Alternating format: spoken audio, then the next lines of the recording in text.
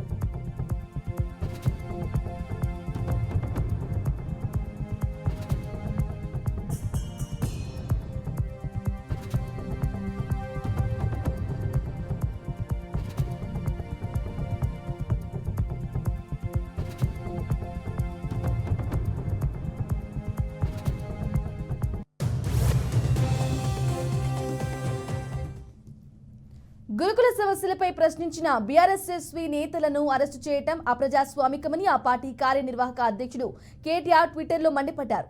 ప్రజాపాలనలో ప్రశ్నిస్తే కేసులా? పురుగుల అన్నం పెడుతున్నారని ప్రశ్నిస్తే కేసులు పెడతారా? నిన్న అరెస్టు చేసిన మా విద్యార్థి నాయకుల జాడ నేటికి చెప్పకుండా రాత్రంతా తిప్పుతారా? వారిని తక్షణం విడుదల చేయాలని డిమాండ్ చేస్తున్నాం.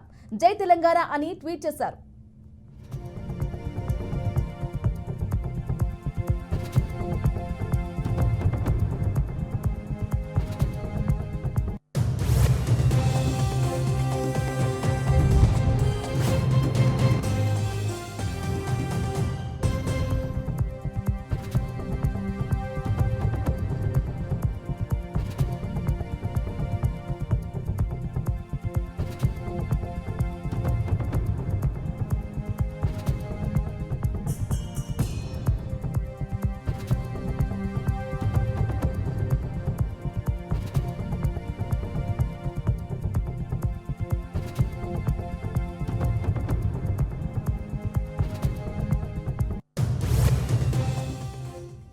రైట్, బ్రేకింగ్ న్యూస్ చూస్తున్నాం. కాలేజీల దగ్గర డబ్బులు వసూలు చేస్తున్నారని బీఆర్ఎస్వి నేతలపై ఆరోపణలు వస్తున్నాయి.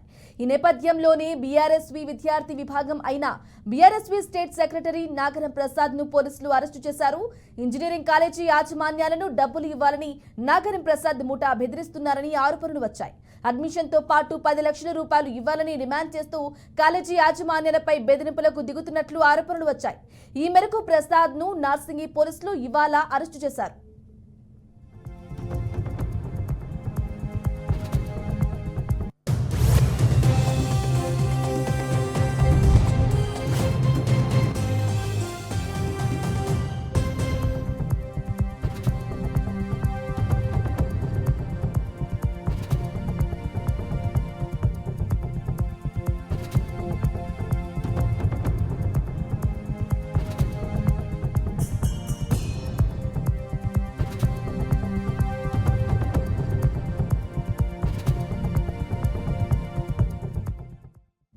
గురుకుల సమస్యలపై ప్రశ్నించిన బీఆర్ఎస్వి నేతల్ని అరెస్టు చేయడం అప్రజాస్వామికమని ఆ పార్టీ కార్యనిర్వాహక అధ్యక్షుడు కేటీఆర్ ట్విట్టర్లో మండిపడ్డారు.